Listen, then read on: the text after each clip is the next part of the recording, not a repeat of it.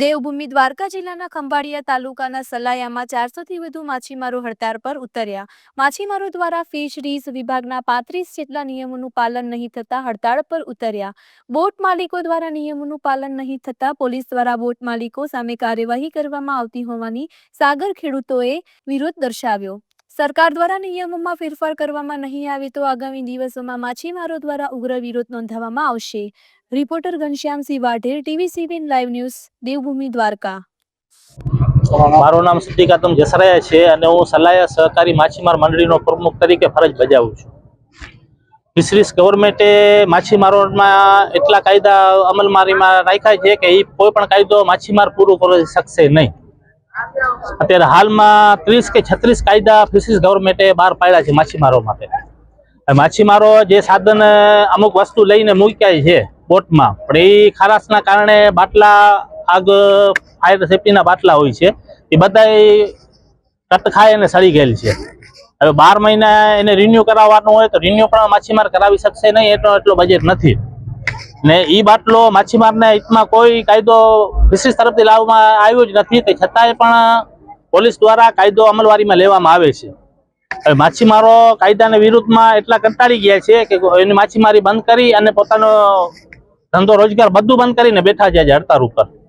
તો સરકારશ્રીને એટલી અમારી રજૂઆત છે કે કાયદામાં કાંઈક ફેરફાર થાય ફિશરીઝ ડિપાર્ટમેન્ટમાં, એટલે માછીમાર પોતાની આજીવિકા જીવી શકે। અન્ય શું કલણગત છે? કલણગત તો ઘણું છે, એમાં ફટાકડા એક સિસ્ટમ આવે છે જે સિગ્નલની ખાલી આવે છે। આમ તો ખરેખર સિગ્નલની માછીમારની જરૂર નથી। એનું કારણ છે કે માછીમાર ટોટલ મોબાઈલ ઉપયોગ કરે છે, એકબીજાના સંપર્કમાં હોય છે।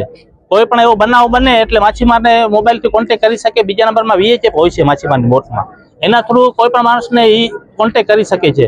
તો ફટાકડો જે એક લેવા જાય તો 2000 ની આસપાસ એક ફટાકડો પડે છે। 12 મહિને એને રિન્યુ આવે છે, રિન્યુ પણ કરાવી નથી શકતા, ટાઈમ પૂરો થઈ જાય છે, ઉપયોગમાં કોઈ વસ્તુ આવતી નથી, તે છતાંય અમારે ફરજિયાત રાખવાનો અમારા ઉપર કાયદો લાગુ કરવામાં આવ્યો છે। ને પોલીસ દ્વારા એમ કહેવામાં આવે છે કે ભાઈ કાયદો તમારા ઉપર અમલવારી છે ને વસ્તુ તમારે રાખવી પડશે। એના દ્વારા પોલીસ દ્વારા અમુક બોટો ઉપર ગુના દાખલ થયા છે વસ્તુના અભાવના કારણે।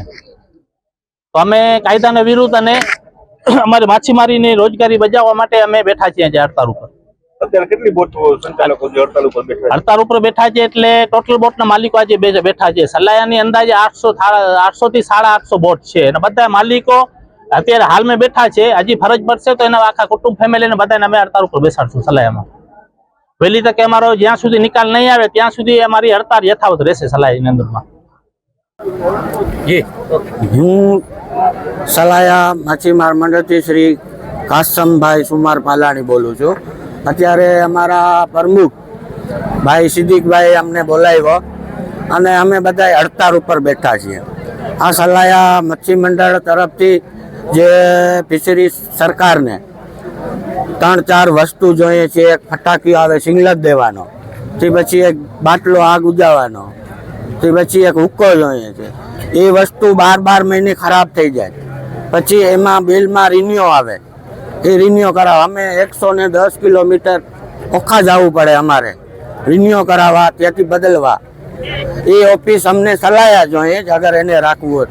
અમારે તો માંગ એ જ છે કે અમારે રાખવું જ નથી, આ વસ્તુ નથી, અમે હડતાળ ઉપર બેઠા। અત્યારે 850 બોટોના માલિક બધા હડતાળ ઉપર બેઠા સલાયાના। મારું નામ સલીમ હાજી જુનસ ગજર છે, હું બોટ માલિક છું અને સલાયાના બધા બોટ માલિક નાના મોટા બધા બોટ માલિકો અહીંયા હડતાલ ઉપર બેઠા છે। અંદાજે 800 થી 850 બોટું છે। એનું કારણ એ છે કે ફિશરીઝ ડિપાર્ટમેન્ટે જે નવા નિયમ લાવ્યા છે એના માટે અમે હડતાલ ઉપર બેઠા છીએ અને આ નિયમનો પાલન અમે કરી શકતા નથી। જે કે જેટલો સામાન અમને પાલનમાં કહે છે એટલો સામાન અમે બોટમાં પહેલાં તો રાખી જ ના શકીએ અને નથી રાખતા તો પોલીસવાળા અમારા ઉપર કાયદેસર કેસ કરે છે અને કાર્યવાહી કરે છે।